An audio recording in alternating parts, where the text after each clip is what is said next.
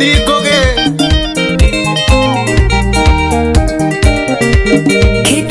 Studio. Juraga no cia wenda tasingete muno agokiye batukire ngania neroragirwo bururi wena keha aciari no maithori akirira wiya wakwa tumania na guciara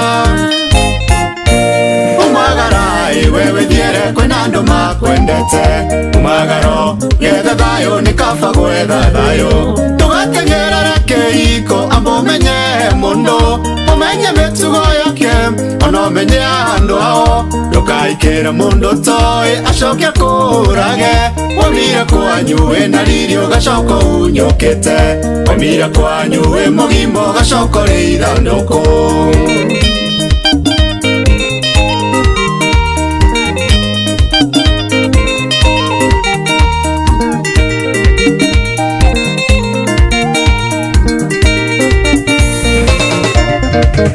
Ndukaume mundu thutha ati tondu ena mbeca amboturie wega menye kana ni muragani muracamanirie ira umuthi mwaikarania nondu wa kwaga kwiganira na kinini winakio wimenyerie we muiretu kuria thigino yaku wimenyerie we mwanake kuria thigino yaku ndugatengerere kiiko amba umenye mundu umenye mitugo yake ona umenye andu ao ndukaikire mundu toi acoke kurage wamire kwanyu wina riri ugacoka unyukite wamire kwanyu wi mugima ugacoka uri ithanduku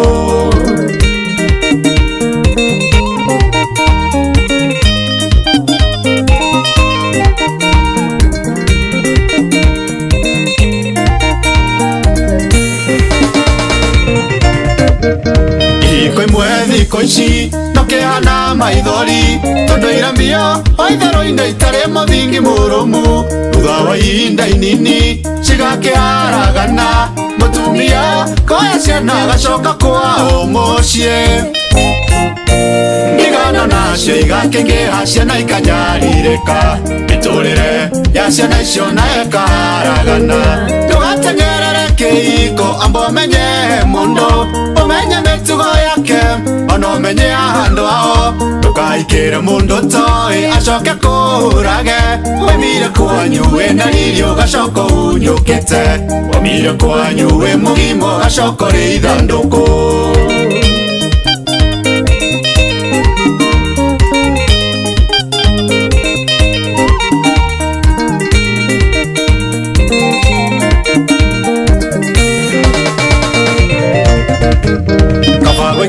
singo nakoro ena thayo ukiro ikyo nyarirago giticagirwo maica ogwa mari uragerera ukiro umirerie tunamenya tiwe wahota kuragwo umagara iwe murata ni kaba gwetha thayo umagara wewe thiere ni kaba gwetha thayo ndugatengerere kiiko amba umenye mundu umenye mitugo yake ona umenye andu ao ndukaikire mundu toi acoke kurage wamire kwanyu wina riri ugacoka unyukite wamire kwanyu wi mugima ugacoka uri ithanduku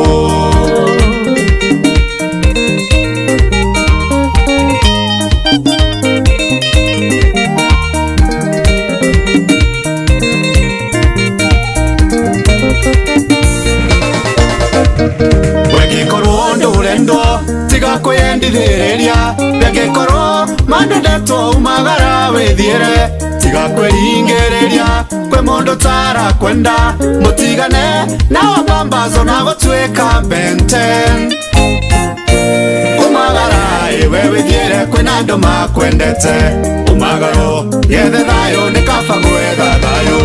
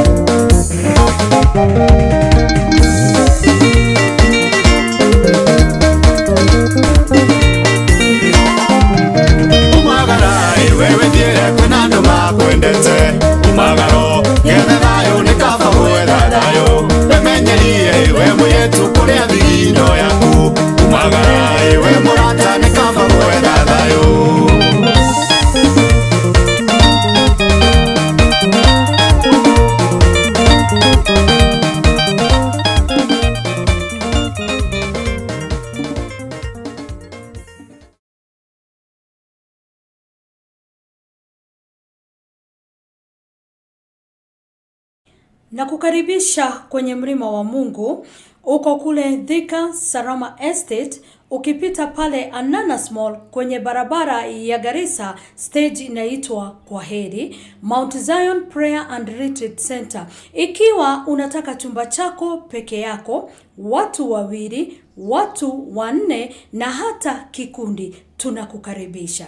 Vitu vyote ambavyo unatumia kule kwenye mlima tunapeana. Mount Zion Prayer and Retreat Center. Ikiwa ungalipenda nambari ya simu 0797953840. Mount Zion Prayer and Retreat Center. Karibuni. Na kukaribisha kwenye mlima wa Mungu. Uko kule Thika Sarama Estate, ukipita pale Ananas Mall kwenye barabara ya Garissa, stage inaitwa Kwaheri, Mount Zion Prayer and Retreat Center. Ikiwa unataka chumba chako peke yako, watu wawili, watu wanne na hata kikundi, tunakukaribisha. Vitu vyote ambavyo unatumia kule kwenye mlima tunapeana. Mount Zion Prayer and Retreat Center. Ikiwa ungalipenda nambari ya simu 0797953840. Mount Zion Prayer and Retreat Center. Karibuni.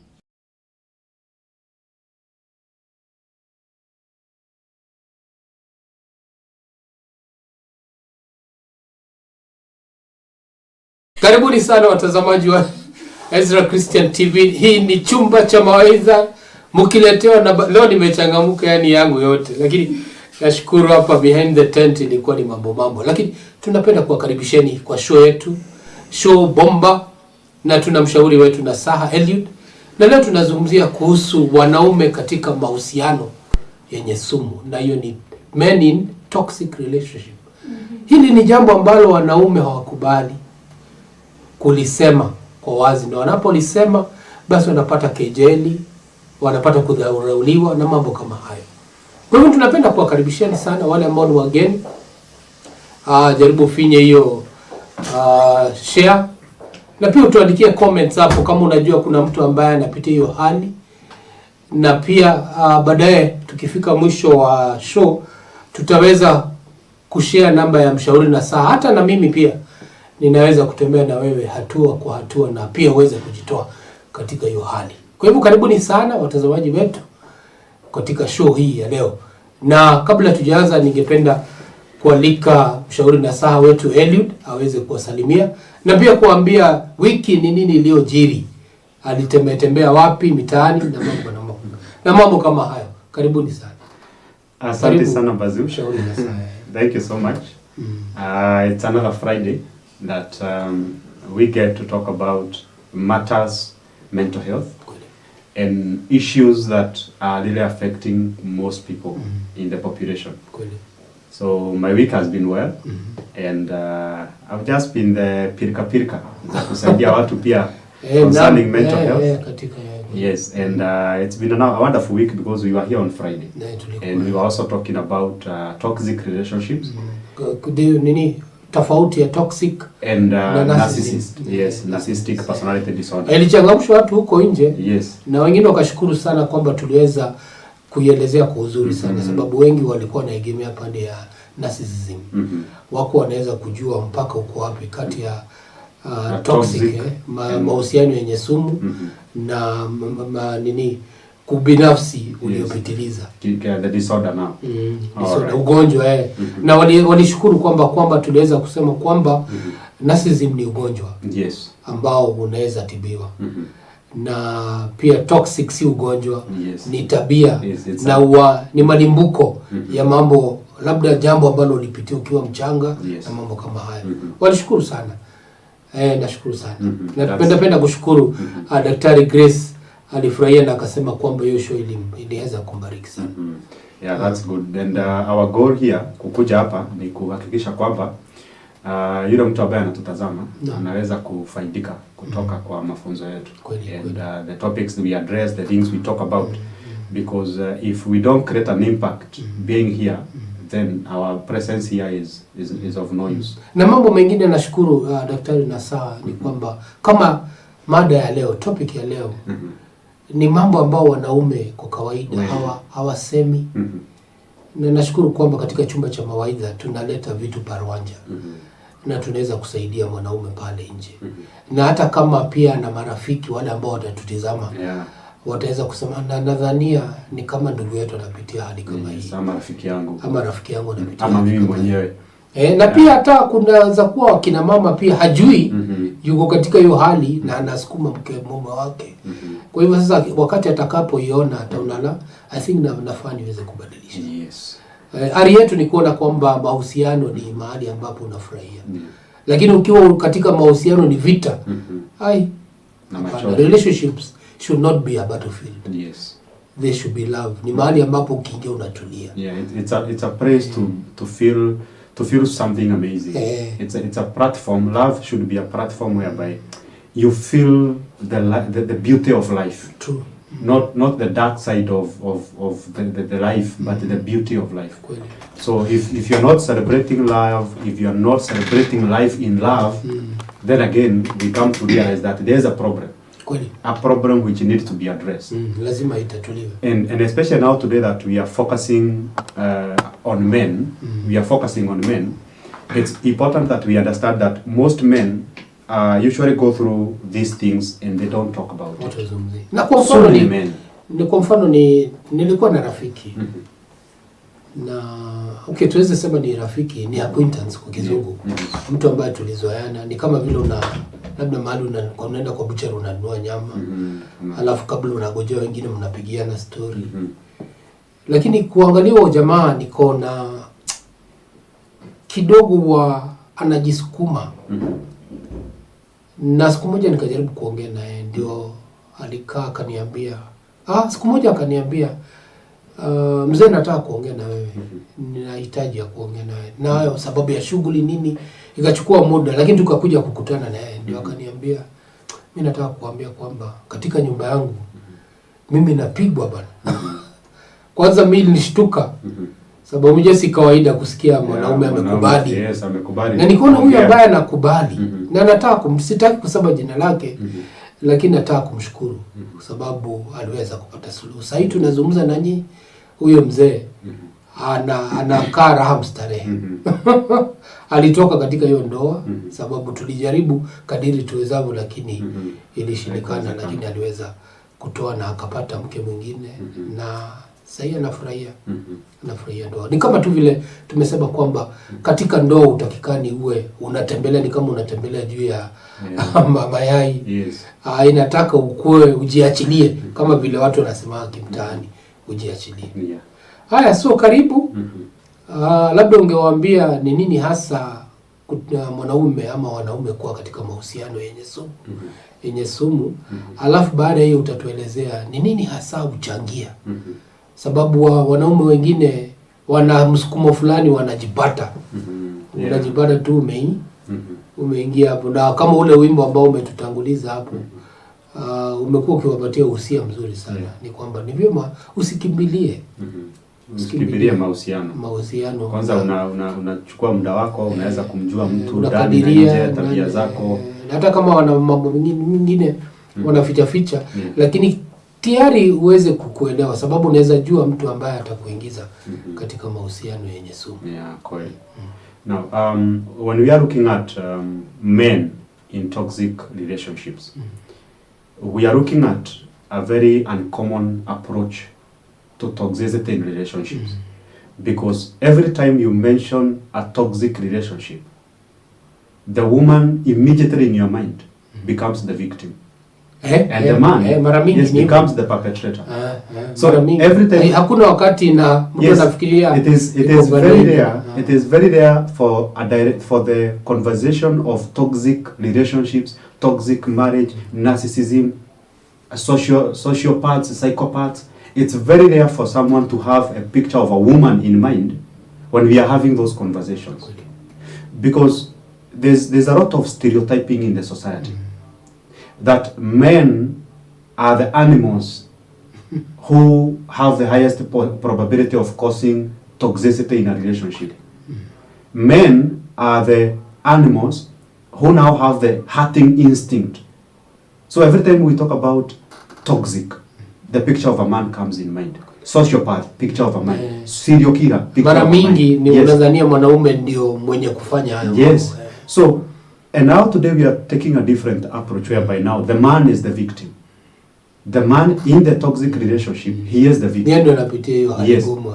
We have so many men, and especially in this modern society, and I'm not going to point out at women empowerment and say that it is the cause. Hapana.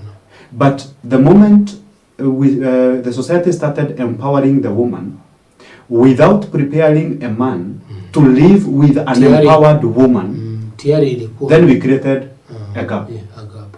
Yes, it's okay to empower a woman, but if you don't, because us as not really our generation, but the generation of our parents, for us this generation, sisi wenye sahi ni wazazi in our 30s, we were not really, we were brought up by parents who were half housewives and half working parents. So unapata kuna kakazi anafanya hata kama ni kibarua anaenda kidogo akona kaduka nini. Na hustle. But a few generations back, those men were brought up by mothers who are full-time housewives. That there's a mother who wakes up in the morning and all her business is looking after the kids. Waking up, preparing the kids, they go to school. After hapo anaenda na make sure animals and everything and every animal in the house has been fed. From there anaenda kwa shamba anatafuta chakula. So that by the time the kids are coming, yes, tayari chakula iko tayari. Lunch. Wenye wanakuja lunch time. After that now anaosha vyombo, wanafanya nini? Watoto wakikuja jioni wanapata it's prepared and then they sleep. They were brought up in an environment where they had not had an experience of a career woman. But now we have empowered women, and we have not empowered men to live with an empowered woman. We created a gap. So when now a man feels threatened, he has two directions to take in a relationship. Niongezee vile ambavyo umesema. Yes. Wakati tulipo shabikia msichana ama mwanamke, kijana wa kike, tukamshabikia kwa hali ya juu, tuliwachana na kijana wa kiume. Yes. Na kando na hiyo, wanaume nao wakakosa nafasi ya kuweza kuongelesha huu kijana jinsi ambavyo anafaa kuishi na huyu kijana wa kike. Yes. Na hapo ndio ambaye ameshabikiwa. Hasa tukaingiza udhaifu ndani ya ule kijana wa kiume. Yes. Na ndio sasa unapata wanaingia katika mahusiano ambao ni yenye sumu. Sababu kijana yeye anatakana asalie kuwa mwanaume. Lakini akiingia pale anapata mwanamke ambaye anajua mambo mingi. Sasa wewe ukija na uume wako mnagongana. Yes. Na inakuwa ni changamoto. Because pia the woman in one way or another, and especially those who might have come from backgrounds where there's toxicity, or backgrounds where this lady was the parent to the siblings. Unapata maybe huyu mtoto wa msichana, maybe wazazi wake walikuwa absent ama this lady had changamoto labda za ajali. Most of the times the lady is the one who is taking care of the younger siblings. So huyu mwanamke amezoea ku take responsibility zote za nyumbani. On top of that umeongeza empowerment. So a man getting in such kind of a relationship, yes, a man getting in that kind of a relationship, most men will feel threatened because most men are threatened by an empowered woman. A woman who can stand by herself, a woman akimwambia usifanye na yule anamuuliza kwa nini. Yes, she questions. She stands her ground. She has boundaries. To most men, that kind of a woman is a threat.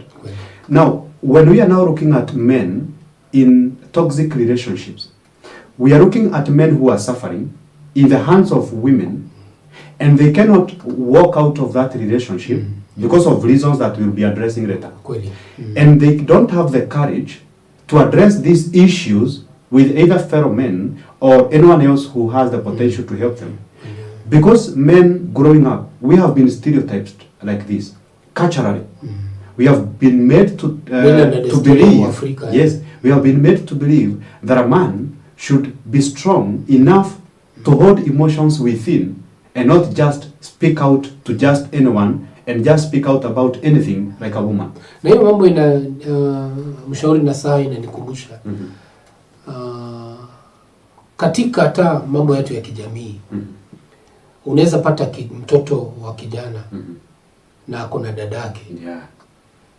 Kijana anaweza katwa, labda walikuwa wanafanya kazi, labda walikuwa wamepewa kazi ni wazazi. Aidha mamao. Kijana anaweza jikata na kisu na atoke damu. Lakini mama atamwambia wewe ni mwanaume, usilie. Nyonya ya damu. Nyonya damu ambayo wekelea pili, wekelea endo mwagilie chumvi huko ama mchanga. Lakini utaona msichana amekimbia huko nje, ameumwa na umbu. Akirejea kwa nyumba, mama anamwambia pole, anamchukua raba, anamsugua. Sasa unaona ule kijana anajua, ana tayari ile hali na ana uchungu, hiyo hali inatolewa. Sasa ndio unampata sasa akiingia katika mahusiano.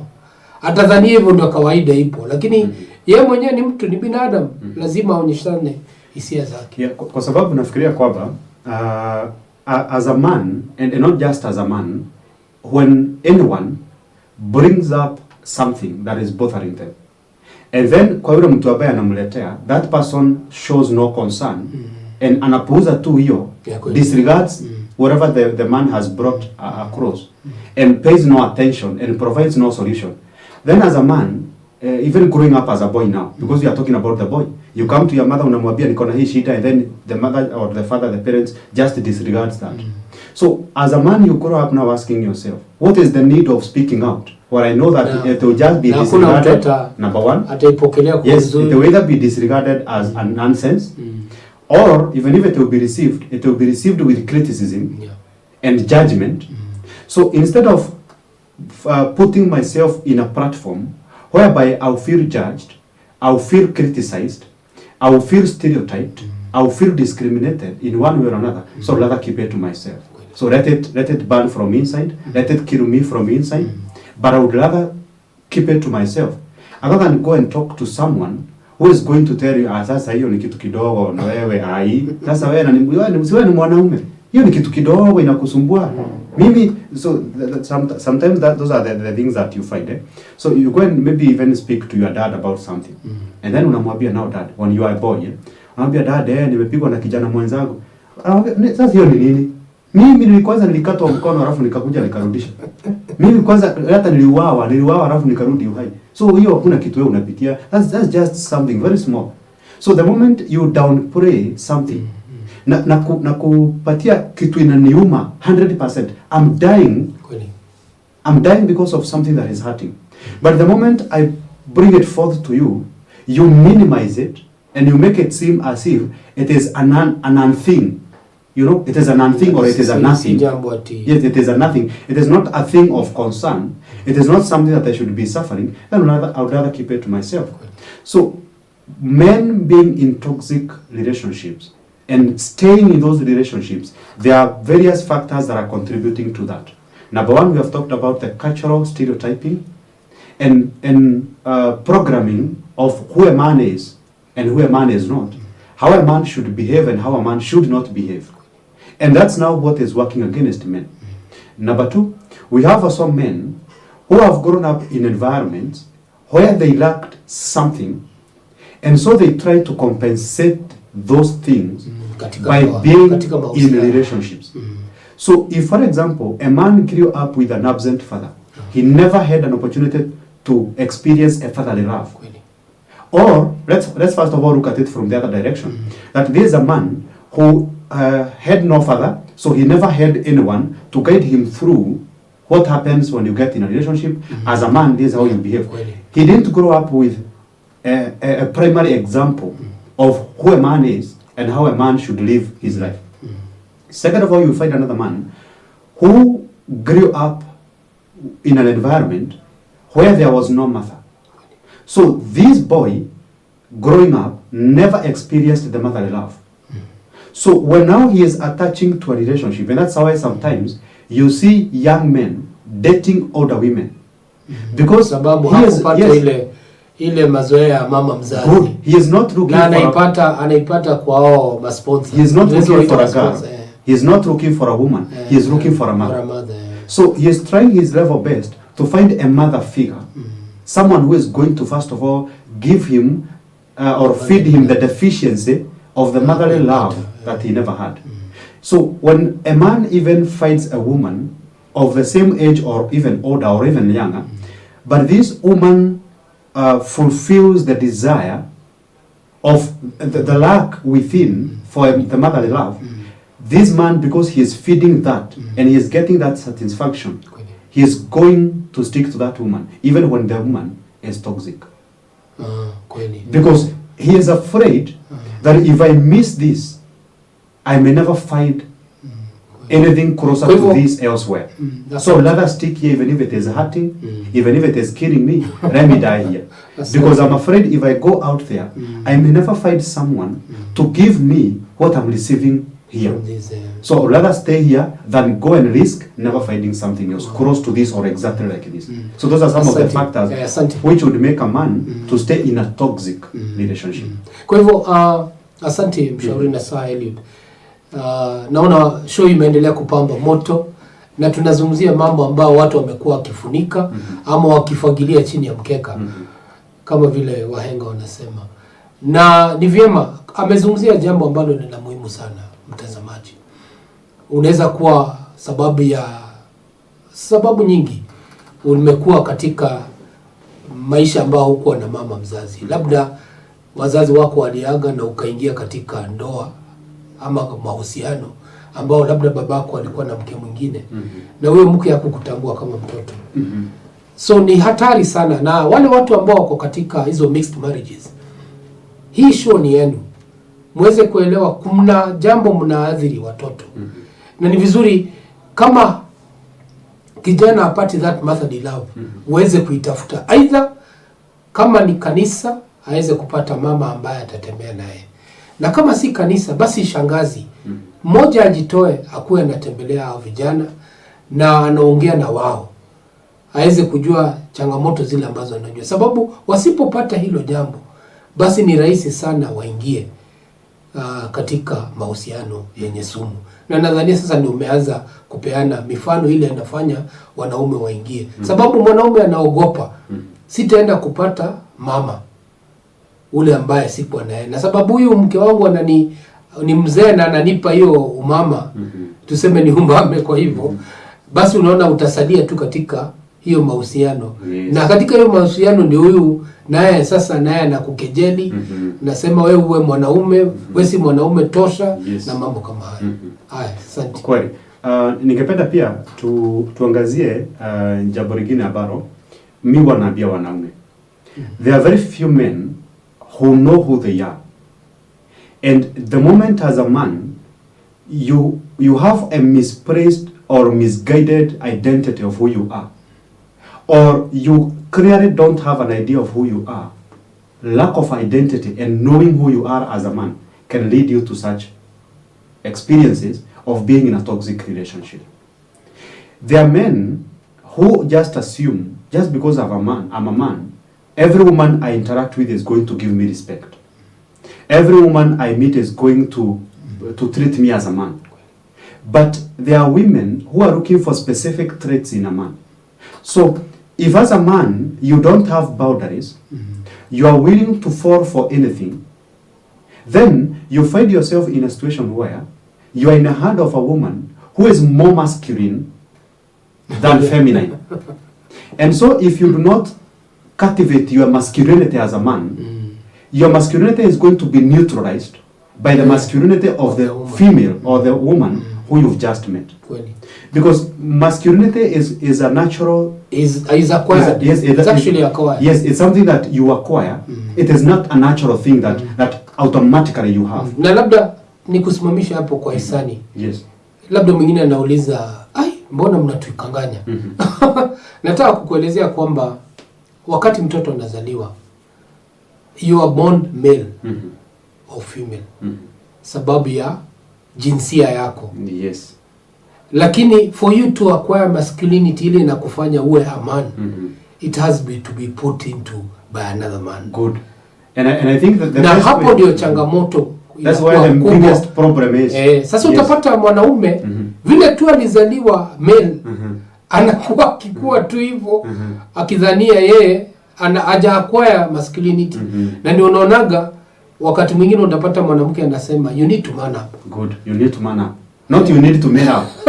No, it's not you need to man up. I see you are a male, but you need to man up. Why? Because anatafuta hizo traits ambazo umesema. Exactly. Because Bazoo, one thing that ningekuwa tunapenda kufafanua kwa wale ambao wanatutazama ndio wasiendelee kukanganyika. Exactly. Sasa ni hiyo identity ambayo lazima itiliwe ndani. And this identity has to be deeply rooted in understanding of this reality that a male is born, a man is made. True. A male is born, a male is intentionally cultivated and made. So becoming a male is a natural situation. It's automatic. Hii ni maumbile tu. Unazaliwa tu, you are a male. But becoming a man, it's natural. Lazima kazi ifanywe. Yes, that's work. And mentorship na nurturing. Yes, that's why you find male in their 60s, but they are behaving like boys. Or they are behaving like boys who are 15 or boys who are 80 years old. Because their masculinity was not cultivated. They never grew up in environments where they were given platforms to muscle up their masculinity. You know?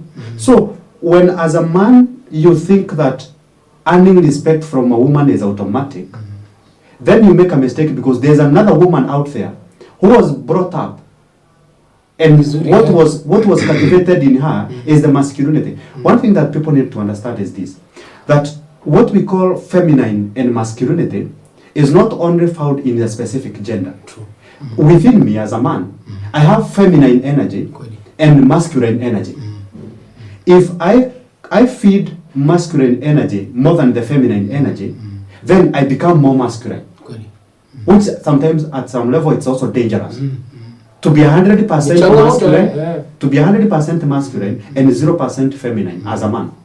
Because all that is beautiful, and I always tell people this without any benefit of doubt, that all that is beautiful is feminine. And every man has the femininity nature in him.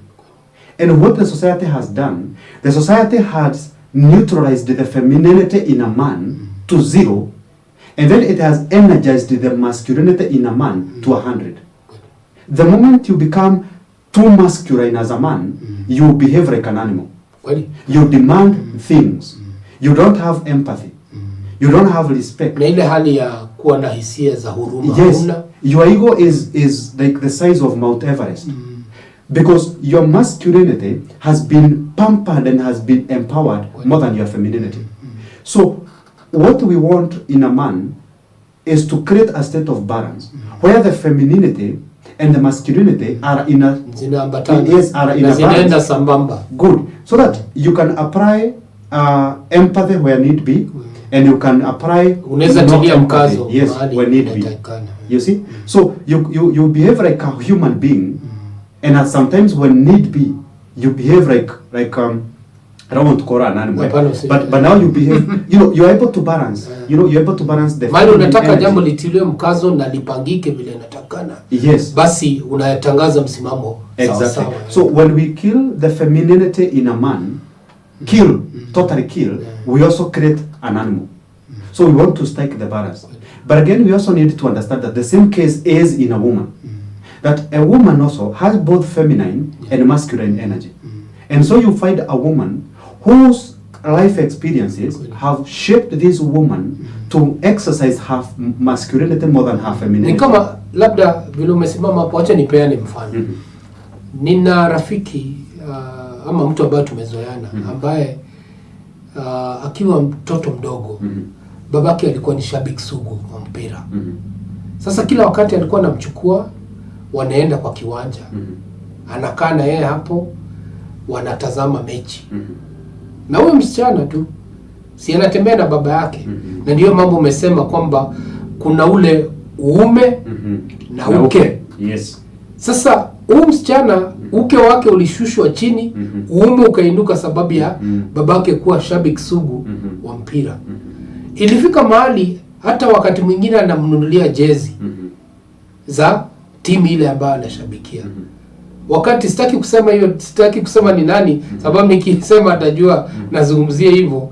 Lakini sasa wakati huu najua sasa hii kuna mashabiki wa mpira sana sana huwa ni wanaume. Lakini huyo msichana yeye pia ni shabiki kama mwanaume. Na hiyo jambo lilitokea wapi? Kwa baba. Sababu baba aliinua uume na akauweka ndani ya usichana wake. Ule uke ukashuka chini. Na mambo kama ndio mambo nazungumzia. Kwa hivyo ni vyema tuweze yote iwe ni ya wastani. Iwe sawa. So a man need to know who he is, not as a male but as a man. He need to know the characters of a man, which we may not really deeply look at today. But to be a man is to be more understanding than commanding in any place that you find yourself. So when as a man you think that now you have authority over everyone else, that's now what will lead you into meeting with another woman who also has the masculine energy very high, and then you are going to collide. So when we are talking about toxic relationships, we also need men who understand themselves, men who know who they are. And to know who you are, first of all, even before we go to the higher level of awareness and consciousness, for you to know who you are, you need first of all to look back and identify patterns and environments which you have been through and experiences that have shaped you to be the person you are today. Because for you to be able to undo, you must know what you are undoing. For you to be able to unlearn or relearn, you have to know what you are unlearning or relearning. You cannot start from a point of unknown with change. You can only start from a point of known so that you can know what you are changing. So if you don't know yourself as a man, and you have braided yourself to actually acknowledging that you've had experiences in your life which have shaped you to have certain traits and characteristics that makes you attract only toxic women, because we have men amongst us who only find themselves attracting toxic women. And not just that. If anyone is in a relationship and then you find yourself attracting all the time, you're attracting someone toxic. Because there are people who find themselves in that loop, in that pattern. You walk out of a toxic relationship, you get into another toxic relationship. Out of that, in of that. Out of that, in of this. That is a pattern. And this is one thing that I want people to understand. That with relationships, a relationship is a mirror. Any form of a relationship, it is a mirror. Whether it is friendship or romantic relationship, it's a mirror. Nikio.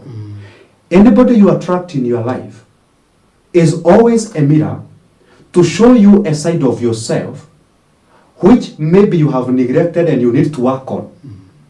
Because if there's something that relationships do, they really expose deeply hidden and disregarded emotional and psychological states which need to be addressed.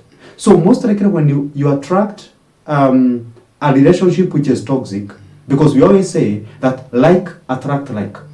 Just know, because when you attract a toxic relationship, it doesn't mean that you are toxic. That's why you are attracting a toxic relationship. No. It simply means that you have attracted that toxic relationship because there is something that toxic relationship is supposed to teach you about yourself. In every relationship you ever find yourself, there will always be something you can learn about yourself from the relationship. Wow.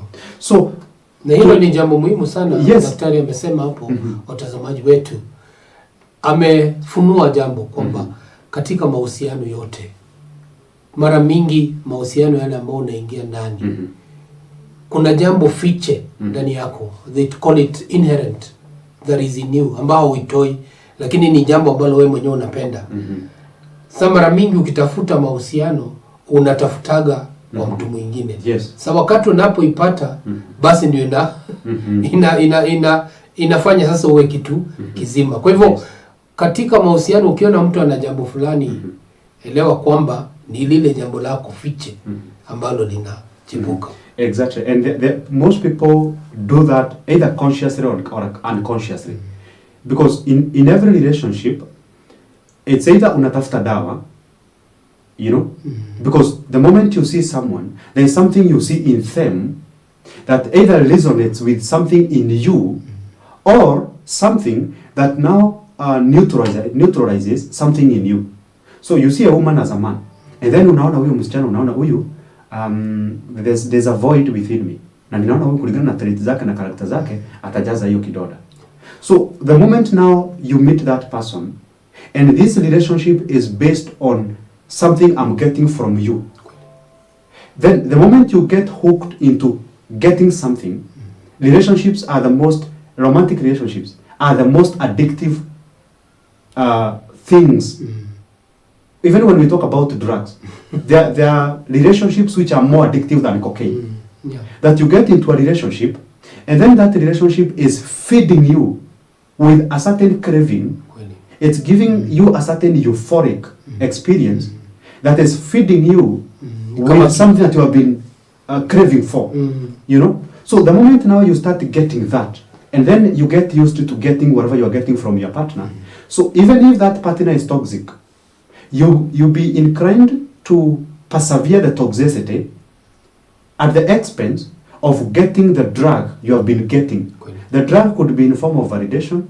There are even men who seek validation. There are men who have strong insecurities, heavy on insecurities.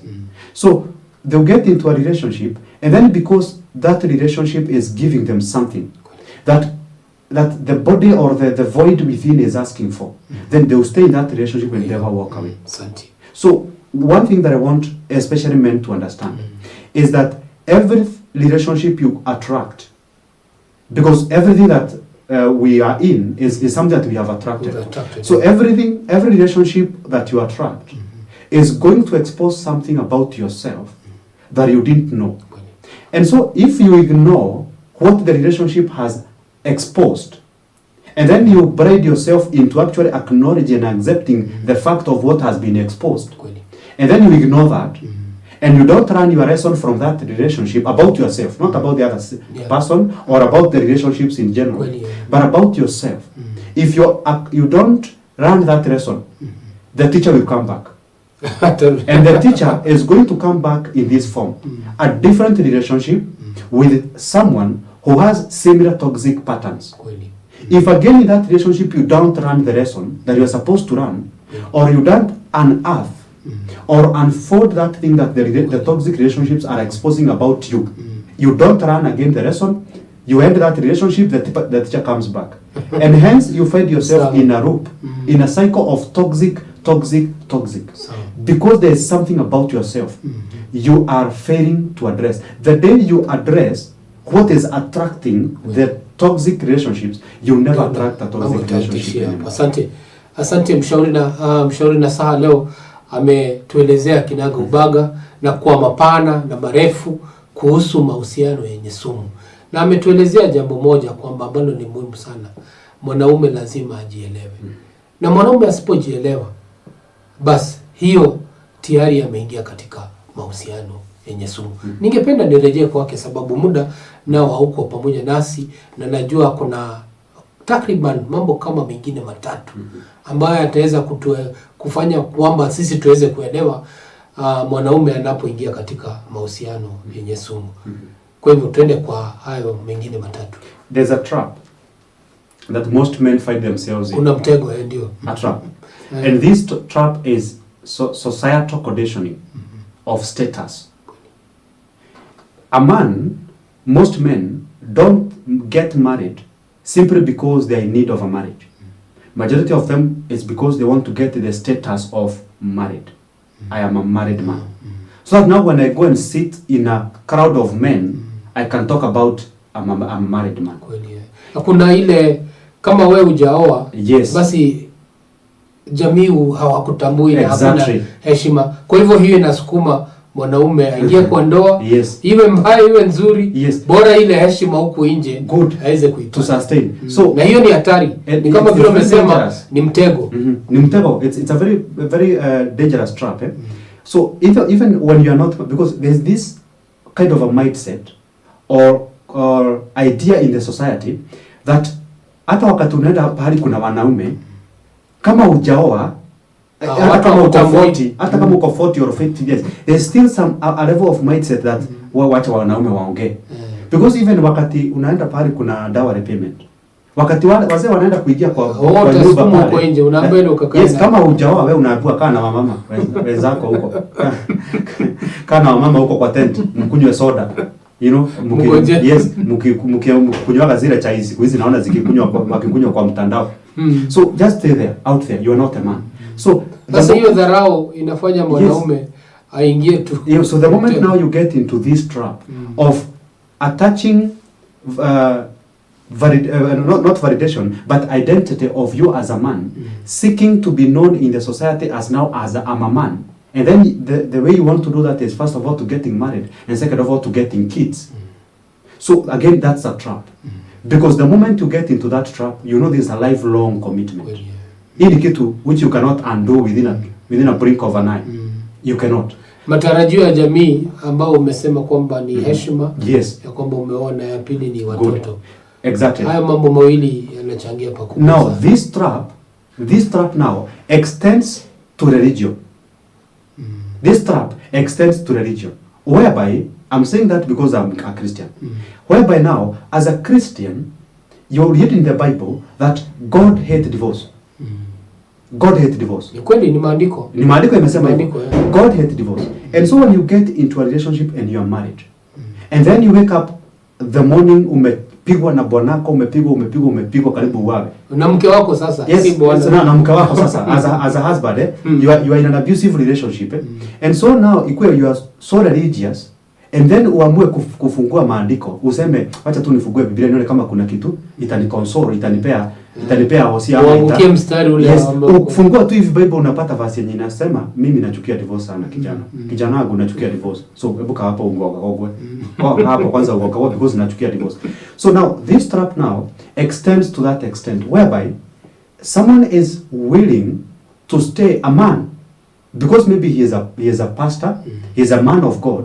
He is a leader in the church. Anaogopa aibu. Good. He wants now to sustain the image, the religious image that he has with the congregation or where he services, pali anafanya kazi or he preaches, because he wants to sustain the image of I am a pastor, I'm a man of God, I'm a Christian, I'm a born again. So I shouldn't entertain divorce. I shouldn't entertain breakup.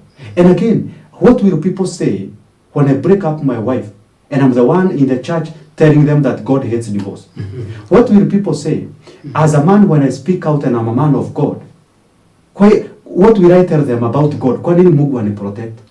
Kwani mimi naomba Mungu gani huyu mwenye naogwa na bibi yangu na tusiwa na bibi yangu, I'm being mishandled and mistreated and abused by my wife and I'm not, and you know, so now you find yourself in that trap whereby because of the external image, because of the societal perception of who you are, then you decide to remain in a toxic relationship because you want to maintain the picture, the perception, the image you've set out there with other people, with the society, and sometimes you even meet parents who want also to do the same thing.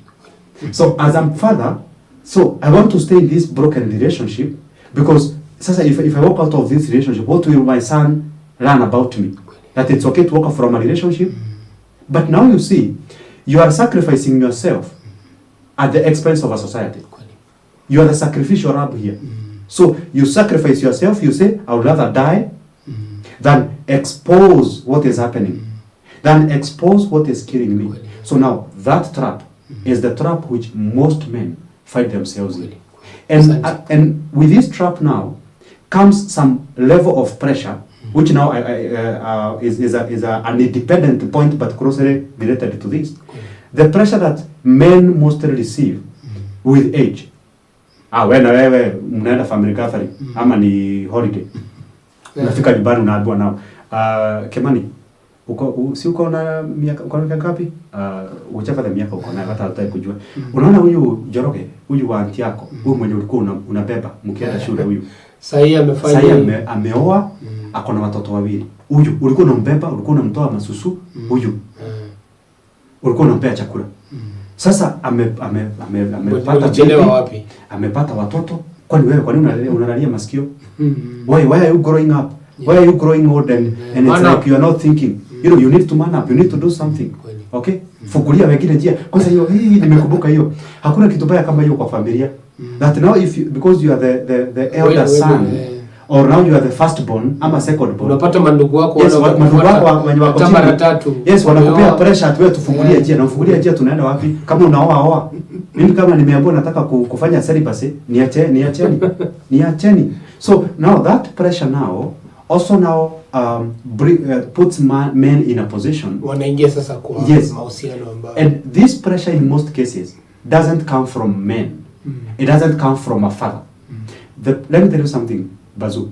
The pressure to get a woman, the pressure to get kids, really come from men.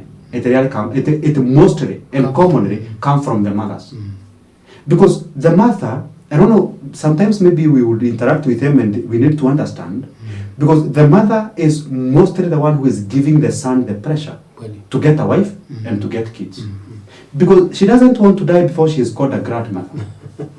But if you are called a grandmother by a child to whom the father is suffering in a relationship out of pressure, then you are celebrating a product of a marriage which is causing suffering to a man. So wewe una celebrate kwa mtoto wako, lakini yule mwanaume ambaye ako responsible to that man, to that child, anasuffer kwa relationship. But you don't care. And then this man, kuna matarajio yeye mwenyewe unayataka kutoka. And this man dares to speak out. Oh, bibi yangu ananiambia, bibi yangu ananifanyia, bibi yangu ananiambia. Sasa ni wewe umekataa kuchukua responsibility. Pia man ndio wewe ndio umeregea. Kuna majukumu. Na labda tutazungumzia hiyo mambo tukija kumalizia, sababu ni muhimu. Yes. Watu watatuuliza, ndio mmezungumzia kuhusu wanaume katika mahusiano yenye sumu.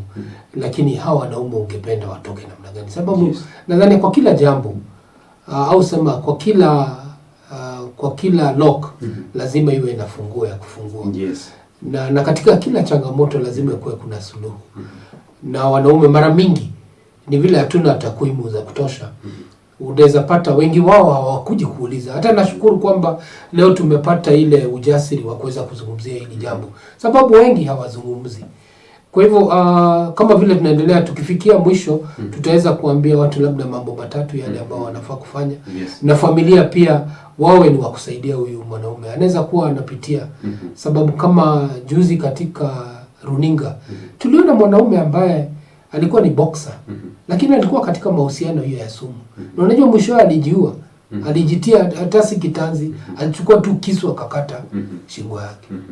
Ni sababu ya ile kusukumwa, unasukumwa na una mahali pengine kwa kukimbilia. Nakwambia usije ukamalizia maisha yako. Bado tunataka kuishi hapa kidogo. Exactly. Si ndio daktari? Yes, that's. Haya, twende kwa jambo la tatu.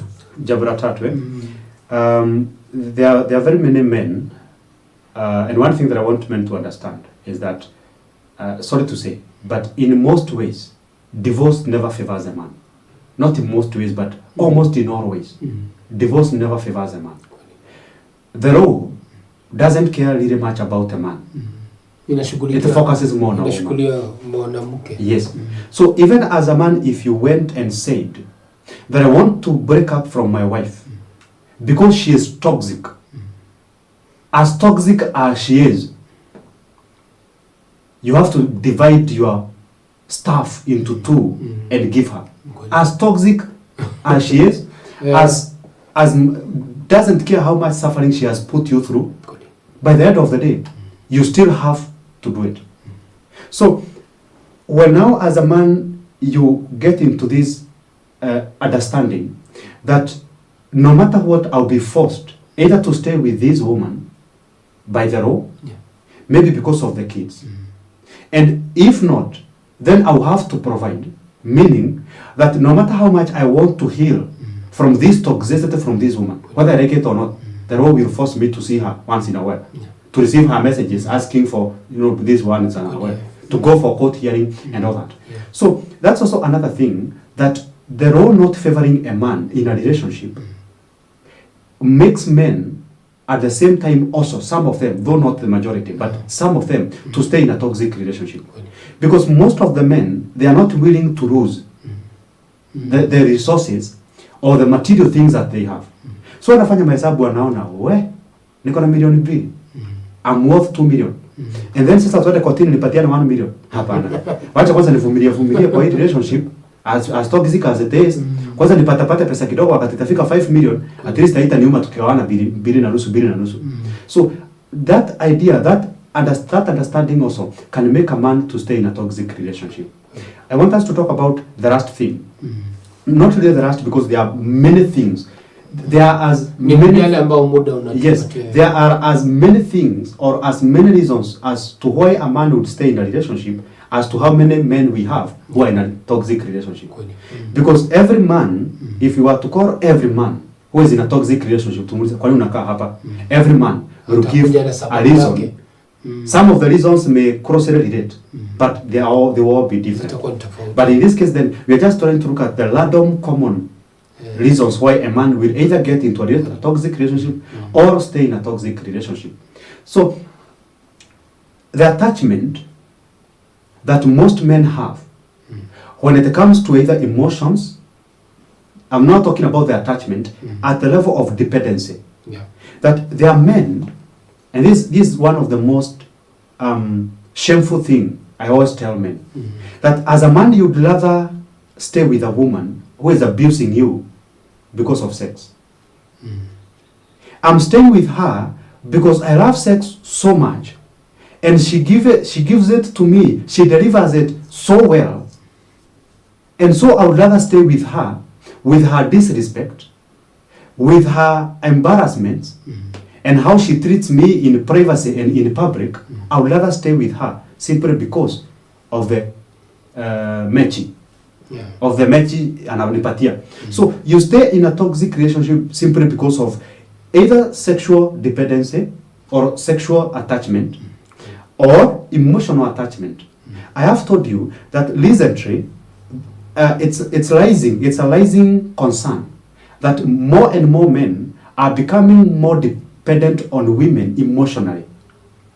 Because even in my office, recently I've been receiving more cases of men being more insecure than women. More insecure. The level of insecurity in men is on higher level than in women. At the same time, you meet a man who is seeking validation from a woman. That's why from now the woman in his life. That's why sometimes you see men complain that my woman doesn't, ama bibi yangu ama msichana wangu, the girlfriend now, haniambiagi nakaa vizuri. Nikivaa haniambii nakaa vizuri. Nikinyolewa haniambii nimenyolewa vizuri. You know? So there are even men who are seeking validation. So, and this seeking of validation, we are not saying it is evil, or as a man you shouldn't find yourself in that situation. Men do find themselves in that situation, and it is not evil, and we are not judging any man. What we are saying is this, that if as a man you are going to sacrifice you as an individual for the sake of the dependency and the attachment you have with someone who is toxic, then you are headed to the wrong direction. You need to address these matters. Ask yourself, why am I seeking validation? Why am I so insecure? Why this? Why am I so attached to this woman such that I would rather suffer in her hands than be safe without her, than save my life and be away from her? So that is now another thing that is making men get stuck in toxic relationship. Something else before I forget. And this is not just happening to men. There are these men who have a very high level of perfectionism, that I don't fail. I don't fail. I'm not known to fail. If it fails, I'll go back again and again and again and again until it works. I'll keep hitting the same spot, hitting the same spot, hitting the same spot until it actually works. So now a man who has this delusion that anything I am involved in, it must be excellent, I must make it work. It must work out. Again, that's something else. That's a hook. That is also making men to stay in toxic relationships. Hooks. Yes, I want to go back, I want to stay with her. Ni uongo ambao I can make this work. Fanyika, no, I can make it work. No, guys, I can make this work. I'm a man. I can make it work. Yeah. No, it will make you a broken man. You will not make it work. It will make you broken. And so this man, because of the level of I cannot fail, he'll keep going back and going back with this idea that last time, you know the last time that we almost broke up, it's because I never did this. So let me go back and try to do things differently this time round. I'll try to be more nice. I'll try to be more apologetic. I'll try to come home a little bit earlier. Yeah. I'll now try to surprise her more often. I'll try to be more romantic. I'll try to be more this, more that. I'll try this direction, and I'm telling you it is going to work. So this man will keep going back and going back, trying to do things differently in the mindset of I can make it work. I can't fail on with this. I failed in 5 relationships, so this one cannot fail. Even if it is hurting me, I'll keep going back and going back and going back until it works. So as a man, you need to understand that you cannot change, and not even as a man. This is the nature of human beings. You cannot change another human. You cannot make a person get interested in something they are not interested in. You cannot make someone love you if in their nature or they have made a conscious decision of not loving you. You cannot make a woman who doesn't care about you to care about you. You cannot make a woman who doesn't respect you to respect you. She will respect you when she decides it's time to respect you for her own reasons. Maybe the day she will wake up and say, now you are deserving of respect. That's the day she will respect you. But you cannot demand respect from a woman. And if she gives it, she's giving it out of something else and not other than free will. That I'm willingly respecting. You know? So that trap where a man, you want to really make it, you desperately want to make it work, that is going to make you stay in a toxic relationship. And when as a man, you are forcing, una force issues, una force relationship, you work, even wakati na kuhat, there's something you can, because we go back now to what I told you, that in every relationship there's something you can learn about yourself. So when you find yourself as a man, that you are saying that I cannot live without this woman, I need her in my life. Those words, I need her in my life. Yes. Maybe because, and this is always the hook, we had a vision together. Yes. You know, I have interacted with this woman and I've actually realized that she can make me a millionaire. I have interacted with this woman and I've seen something in her that can take me where I am going as a man. So she is my bridge to my destiny. She is the pathway to achieving my goals. And so when you're about to lose her, it feels like that is self-sabotage. You know, when you're about to lose the woman, you feel like you are sabotaging yourself because you feel like you are letting go your goals and your visions and your future. Because at some point, you said to yourself, she is my future. She is my everything. I cannot live without her. Yes. I cannot be without her. So the moment now she becomes your reason for living, the moment now she becomes the reason why you wake up every single morning to live, the reason she becomes your everything, that you do everything for her or because of her. If you are doing it, it is because she is in the picture. And if she is not in the picture, you are not there. You are not going to put in your effort. So the moment as a man now, you attach your identity and your meaning of life to a woman, you are dead. That's the end of you. Because she is going to break your heart. After breaking it, she is going to put it in a sufuria and make a soup out of it. Drink the soup on her way to another man's house. On her way to another man's house. Asante, mshauri Nazaa amezungumzia. Mambo ni makali hapa. Lakini nashukuru kwamba tumeweza kuyazungumza. Na amezungumzia kwamba unaweza jipata mahali ambapo unajaribu kuona kana kwamba unaweza badilisha. Lakini tungependa uweze kuangalia show yetu ambayo tulifanya hapo awali. Na kuna zile bendera nyekundu. Usingangane. Yes.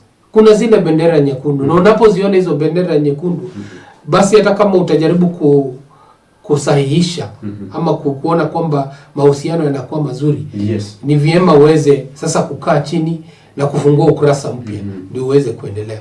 Kwa hivyo sababu ya muda ningependa urejelee, sijui kama ulikuwa na jambo lingine moja labda la kusema, sababu nadhani umezungumzia mambo mane Yeah. kuhusu ile jambo ambalo linaweza weka mwanaume katika mahusiano yenye sumu. I think I've exhausted that.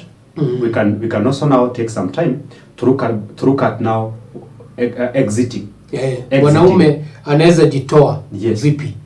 Lakini kabla ajitoe ni vyema uweze kujua bendera hizo nyekundu ziko namna gani. So we can na ningependa labda uzizungumze kwa muhtasari, alafu ndio sasa tuende kwa mambo matatu ambayo mwanaume huyo anaweza fanya ili aweze kujitoa. Number one, as a man, straight to the point. The way you can know that a woman is toxic to you, number one, is if she doesn't respect you. When you are with her, and even in the crowd, outside there, she will not respect you in the house, and even when you go home in a gathering or you meet your fellow men, even when you are with your buddies, with your friends as a man, she'll come and disrespect you in their presence. That's number one. Number two, a woman who is toxic also is a woman who does not care about your needs. She'll always put her needs above yours, no matter what. She doesn't care about your emotional needs. She doesn't care about your sexual needs. She doesn't care about any of your needs. She's only prioritizing on her needs. This is the kind of a woman who will ask you for 5,000 Kenya shillings, anunue a wig ama nywele, wakati anajua boxer yako imeraruka, iko na shimo pahali. Wakati anajua socks yako imeraruka, wakati anajua kiatu yako imeraruka, wakati anajua huna hata nguo. So she is going, yes, instead of akwambia now, wacha ninunue, tuko na 5,000, hata anaweza kuitisha. You know, a woman who cares about you. Atakuitia hiyo 5,000 lakini akwambia now, either hadi akununulia ku surprise, ama akwambia now, twende na wewe, twende tununue, nimeona socks zako zimeraruka, ama nini yako boxer ama shirt yako imeraruka design mbaya, so we need to change something. So wacha hii pesa niko nayo ulikuwa umenipatia ya week, badala ya ninunue wig ya 5,000, wacha ninunue 2,000, hii 3,000 ama hii 1,000, wacha twende tununue nguo zako.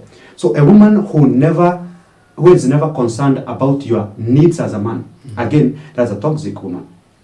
Number three, a woman who exposes your marital secrets and deep issues in the marriage to the friends or to the family, doesn't matter who it is, but she is always talking about what is happening in the marriage with other people. That's a toxic woman. Number three, a woman who is going to demand and suck all your energy. There are women like that. She wants you to go to work from 8 to 7, unafika nyumbani 7. Ukifika kwa nyumba, she asks for the money. And then after that, ukifika tu hivi anakuambia now, you need to help me to clean the house, you need to help me cook, you need to help me take care of the baby, you need to help me with this. And so you are drained at work. And then you go home, she drains the very little energy that is left. She doesn't have take time. Good. She doesn't give you time to refuel yourself, to refill yourself, to re-energize yourself, because she is so busy taking from you, and she never cares about giving a little bit back, so that she can give back. So she's just what we call energy vampires. She's just taking from you and taking and taking. She never does anything to fill you. Even space, leave alone giving something. Even leaving you alone to re-energize yourself, to refill yourself, she doesn't give you that time. So a woman like that is a toxic woman. So a woman again who is guilt tripping you, and a woman who always make you the problem in the relationship. That every time there is something wrong, you are the one who has done something wrong. She's never in the wrong, you are always the one in wrong. And she will always demand that you apologize. She will always guilt trip you. And she will always make you feel like you are the devil in the relationship. Because everything is always pointed back to you. Narudi tu kwako. Kuna wakati unajihisi kana kwamba umepewa mwanya. Yes. Kila wakati mambo imekuangukia. Exactly. The last thing about a woman who is toxic is a woman who uses your weakness against you. So the day you go and open up to her and tell her something that is bothering you, something that is hurting you, she uses it later against you in a later relation, in a later conversation. So umemwambia kitu leo, alafu later anaitumia as a weapon. Hasa jambo kama hilo linatumika hasa wakati unapopata mke ndio anapata pesa mingi. Exactly. Kushinda mume. Yes. Badala apatie mume heshima zake, ampatie labda pesa pembeni. Ataanza kusema wewe ile pesa nilikupatia juzi kwanza. Iko wapi leta? Mwanaume unakopa pesa kuishi. Tuendelee sasa. Huyu mwanaume atatoka. Mwanaume wa sangapi? So if you are mitandao imewaka moto hapa. If watu wanaleta kashesha huko tutawasikiza. If as a man you are in a toxic relationship and you just don't know the way out. You've even tried to walk out of the relationship, it just doesn't work. Kweli. Let me tell you something. If you are staying in it, it means it is still serving you in one way or another. You cannot stay in a place which doesn't serve you. You cannot stay in a position which doesn't serve you in any way. Yeah. Being in it means that in one way or another, it is still serving you. Something in you, it is still serving that or feeding. You are still feeding from the relationship, whichever the direction. We have talked about various areas.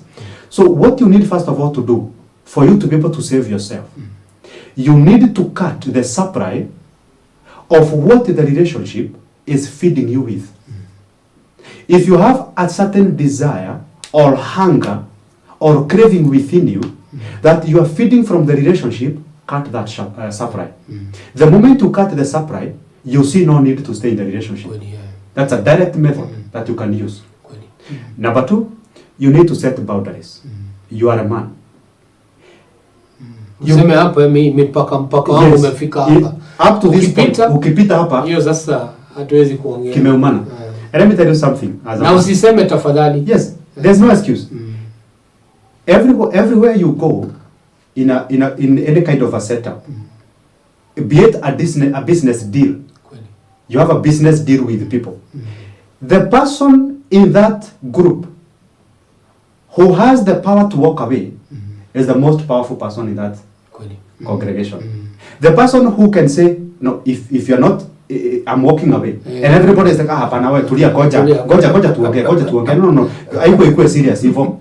That is the most powerful person. The person who can say, I'm walking away. And everyone else in that congregation tells them, no, relax. That's the most powerful man. So even as a man, when you are setting boundaries in a relationship, you must make sure that by all means possible, those boundaries which you've set yourself, they have been adhered to no matter what. So if you say you walk away and don't look back. True. If you say, you tell your wife that if you dare do this, I'll walk away.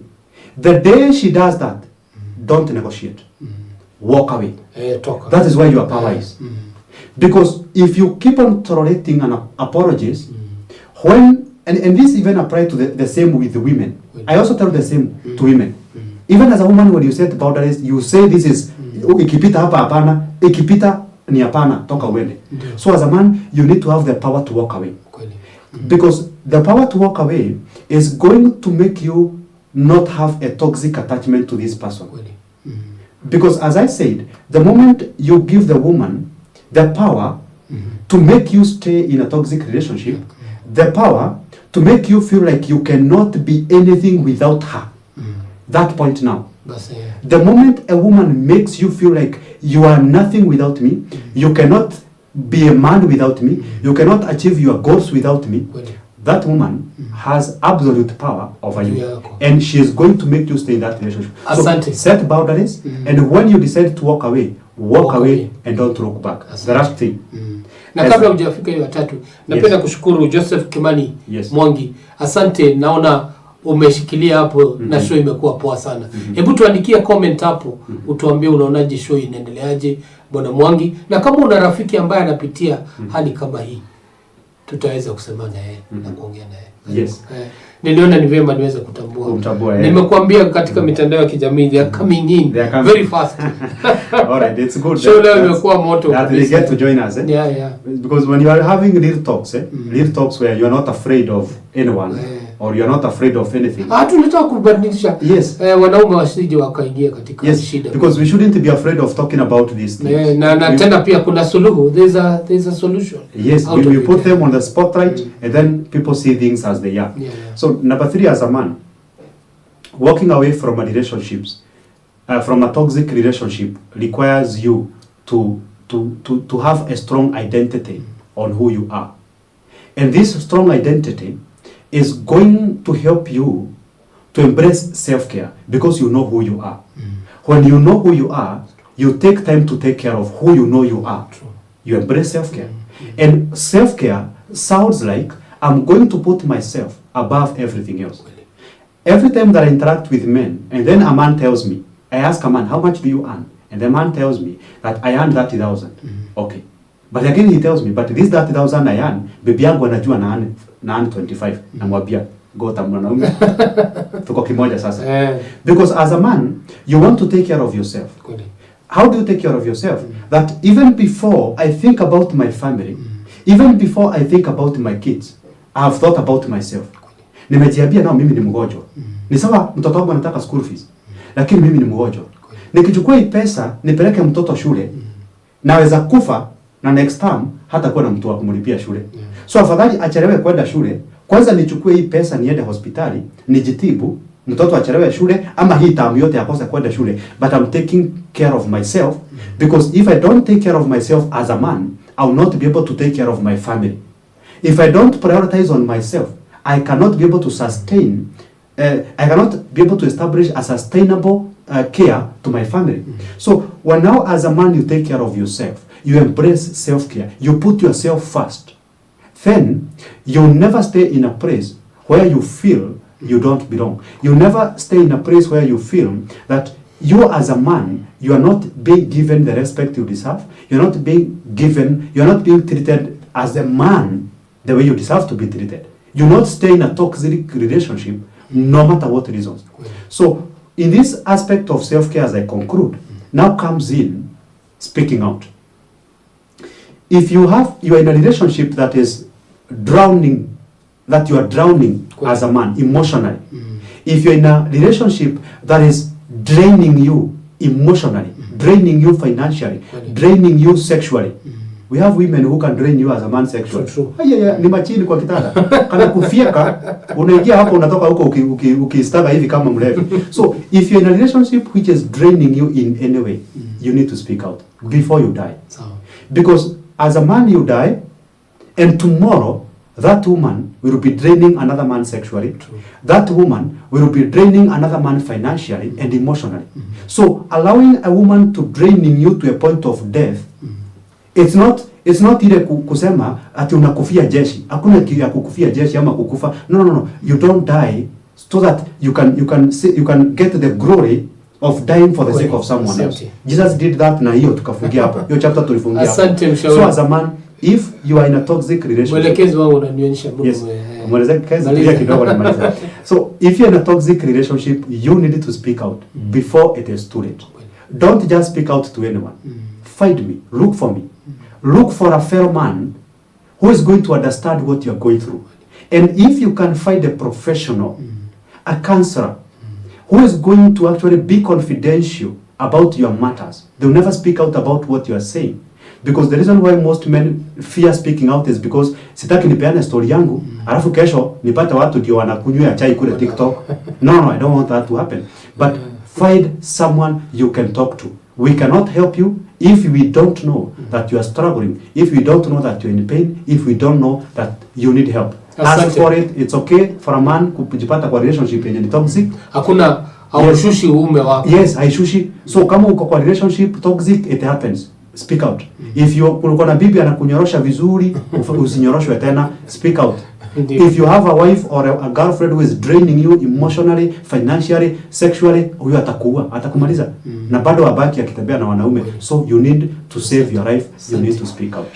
Asante mshauri na saa leo amewaka moto, lakini ilikuwa ni vyema sababu hii jambo ambalo tunazungumzia. Tuna takwimu hasa kwa nchi letu la Kenya, utapata kadiri mahesabu kwamba wanaume karibu 3 kati ya 4 wanapitia jambo ambalo inaitwa IPV, ambao ni intimate partner violence. Yes. Na ni jambo ambalo ni jambo ambalo limekita mizizi, lakini wanaume sababu ya mila na desturi kwamba mwanaume hatakikani onyeshane udhaifu wake, basi anaendelea kuvumilia. Na ndio unapata wanaume wanaanguka katika, wanajipata wamejitia vitanzi, wengine hata wamejiua. Kwa hivyo nashukuru sana mtazamaji kwa vile ambavyo umekuwa pamoja nasi. Tuna wengi wa matumaini kwamba hii show imekuwa ni show ambayo imekuweza kukuinua kutoka ngazi moja hadi nyingine. Najua nimezungumzia mwanaume akiwa pale Githurai, na pia nimezungumzia mwanaume akiwa pale hapa hivi. Na kama unapitia hali hii, hebu tuandikie comment hapo. Na pia nitarejea kwa mshauri na saha uweze kupatiana namba yake ya simu na ndio uweze kutembea. Na pia utafute taasisi ambazo zinazungumzia kuhusu wanaume na utaweza kupata usaidizi na uweze kuondoka katika hiyo hali. Usisalie hapo. Mwanaume si chombo cha mateso. Exactly. Yes. Sindio? Usiteswe, usikufie. Mwanaume si chombo cha mateso. Yes, ni chombo cha Mungu na aachane na yeye akae ajiachilie. Exactly. Na afurahie mambo yake. So if you like to connect with me, if you like us to have a conversation, a deeper, more personal conversation, we can have virtual sessions. You can come to my office, Pare Kenyatta Road. And also that reminds me that we have now initiated in our organization, that is Newness Counseling Organization. We have initiated, kuna jina nilikuwa nataka kusema lakini nimepotea. So tumeanzisha a brotherhood. Mmezindua. Yes, tumezindua. Exactly. We have commissioned. Nilikuwa nataka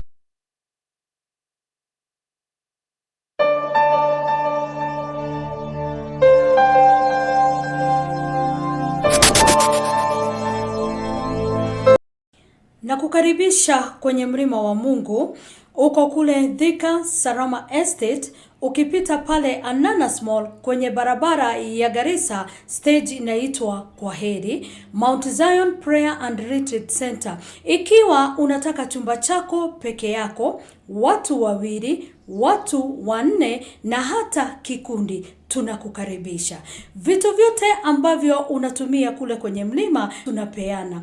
Mount Zion Prayer and Retreat Center. Ikiwa ungalipenda nambari ya simu 0797953840.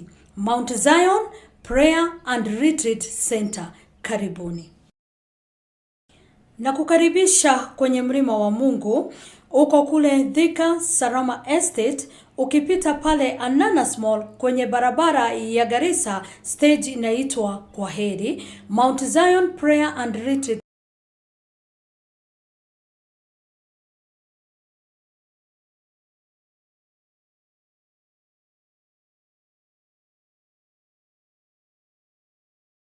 Center. Ikiwa unataka chumba chako peke yako, watu 2,